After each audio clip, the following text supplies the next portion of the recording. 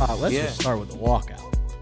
Hey, that was all time right there. Yeah, the Spice Girls threw me off. Well, no, that was Michaela. And go back. Michaela, she threw me off. I was gonna say, yeah, and go back just a little bit to Michaela because I liked her walkout too. Yeah, that was clean. Spice Girls was good, but they got creative. Yeah. Claressa coming out, dancing, and David Banner and Little Flip on the song. I mean, come on now. He thought about coming back for a moment. He like, I could have danced my way out. And she had the choreography down. She had the Apollo Creed outfit, and I think it was.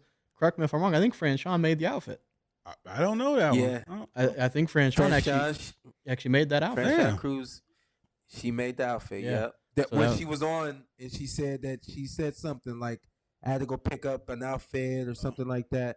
Yeah. So she's starting a line. And, okay. A fashion line. Yeah.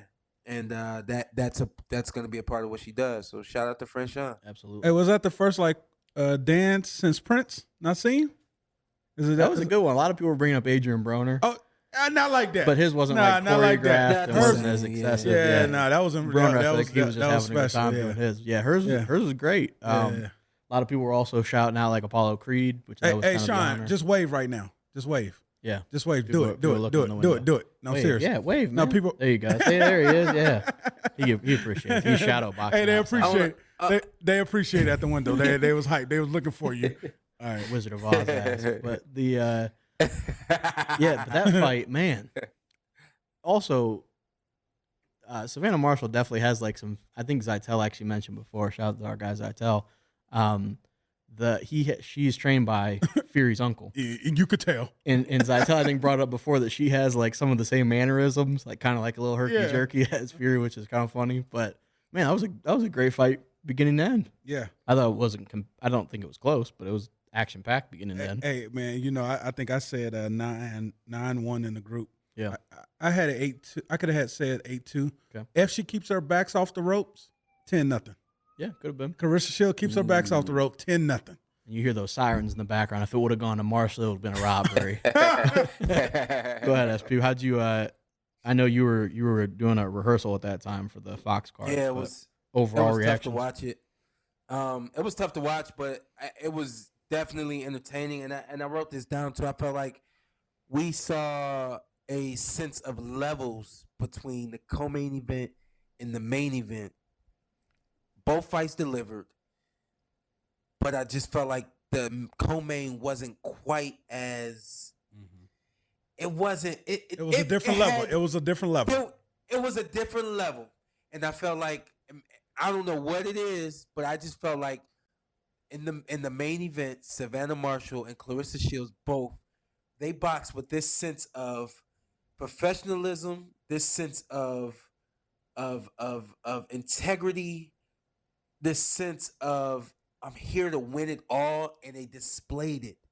I don't really think the co-main displayed it not the way that they did. And I think that once you make it to a championship level and you've been there, you know how to act. And that main event, both them women, they knew how to act. I mean, Savannah Marshall showed me a lot. I can tell. I can keep it real now. I've never seen her box before, so I didn't really know what to expect. The way she boxes.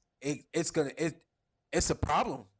The same way that Tyson Fury is a problem, the same way Savannah is that same problem because that little juggling of the hand, people don't understand this because you just have to be in there and experience it, but it throws your whole game off. When I seen her come out, my first thought was, because I know how it throws you off. Claressa remained calm. She remained steady and consistent in her game plan. She worked accordingly. The only thing I didn't like about Claressa, I felt like she gave up too much ground the entire fight. But as y'all can see, she was fighting off of the ropes. And not only that, she picked some spots in the middle of the ring that just let her hands go. Yeah. And to me, that's the difference between winning a round. Maybe I won, maybe I didn't. And I'm taking this. And it felt like even if when I got one eye on rehearsal and one eye on the fight, it just seemed like every time I put my eyes back to the fight, Claressa was letting everybody know that she was here to win this fight and she wasn't going to leave England as a loser. And I mean, I'm very, very, very, very proud of Claressa, especially if you guys don't know her story. She has an amazing story. Please check Mark that Kriegel, out. did a great job with the story beforehand. Really, Yeah, some really hard stuff that she came up through. Yeah, Gosh, she's come through a lot. She's the best. She's the greatest woman of all time. She was. Yeah. It was so good to see. I mean, we've mentioned on the show before that we all think she's the greatest woman of all time, and it was great for her to get that stage against this person who beat her once in the amateurs, and it was like the only blemish, and she cooked her. I thought probably 8-2, maybe 9-1, 7-3 if I'm being generous. But hey, question: Is Claressa on record for having only one loss in the amateurs, and that to Savannah Marshall? I think so. Yeah.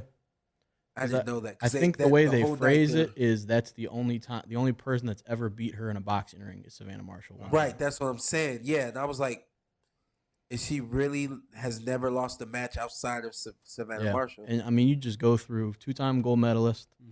She's 3 divisions undisputed. Yeah, that's absurd. And she had such a great performance yesterday. You mentioned her maybe giving up a little ground and fighting off the ropes. I was loving it because she was like Sade. She was a smooth operator on the ropes. She had some great movement that I know. I think it was actually Leonard Ellerby maybe on Twitter was mentioning like that. I know Floyd is also a fan of Claressa, and that they've mentioned like her defensive skills. She's unbelievable. Was that the best Claressa Shields we ever seen? Yeah, and I think she picked the perfect time to show that. And against probably the best fighter she's faced, in my opinion. Yeah, other than maybe Frank. Perfect time. And another thing I always say about fighters, it's hard to put it all together in one night. Sometimes your defense may be lacking. Sometimes somehow, some way you went too much to the head. You were a head hunter. Should have went to the body more. Claressa completely mixed it up. She didn't leave anything in the locker room. Savannah Marshall, I saw a tweet from Claressa, has nothing to hang her head up about. Yeah. You just got in the ring with someone who's just a little bit better than you. And I really don't think that fight looks any different in the rematch. I could be wrong, but I don't think it looks any different. The only thing in the rematch, I would love. Well, you're great. I would love Shawn Porter to go spend 2, maybe 3 weeks with Claressa Shields. Show her Shawn Porter spin off the ropes, and I would love to see. I would love to see that in the rematch. Classic. I was like, get off the ropes, get off the ropes. Yeah, I don't get that. That would be awesome. Yeah, she could spin. Hey, if she get that on. Yeah, I don't get the impression. I agree with you, SB. I don't get the impression that would be really any different. Nah. And again, it's not. We've mentioned it before, but like losing to an all-time great, that's not the worst thing to do. Like it's not like Savannah Marshall, you're the second best in that division. That's fine. Like it's tough, just like a tough pill to swallow. But yeah, she fought great. I mean, I'm just wondering if there's anything Savannah can improve on to make that fight look any different. Because I mean, she's in Claressa's face. Right. When you're in somebody's face the entire night and they don't waver, what else are you gonna do? Yeah. Try to fight going backwards this time because Claressa's a really good offensive fighter that can, be aggressive and come at you too. So I don't know. I don't think it looks any different. And I'm definitely I can honestly say I'm proud of women's boxing. Yeah. And I've been on record for saying this so many times, but I knew about Claressa since she was a kid and all that, but to have a plethora, a lot of women out there who can really put it down in the ring is it's special. Right now it's a special time and for actually, boxing. That does remind me of another Caroline Dubois fought on the undercard. Oh, here you go. I knew that was when we went through it earlier. It just kind of stuck in the back of my head. I was like, there was somebody I wanted to at least acknowledge that had a good performance. But yeah, she's pretty good. She was an Olympian. She was a medalist at the games, right? Yeah, I believe she was a medalist. Gold medalist? That I'm not sure if she was gold, but she definitely. I'm not positive. She did well. What weight she's at? She's at lightweight, I think. She might actually be at 35, maybe. Okay. Which is funny. That's just the money. That's Dubois, Daniel Dubois is obviously a heavyweight, so they were like just kind of. Oh yeah. But no, she can fight. I kind of thought about this, and I know it's a little bit of a reach, but I kind of felt like this is the Layla Ali and Wolf fight that we never got in some respects. I could see where you'd say that. Yeah, well, I mean, just like both women being at the top of the game. Yeah. Everybody talking about them and wanting to see them. and rivalry. we don't need to kind of a nice little rivalry there and all those things. Yeah, it was a special night though. O2 over there was going crazy.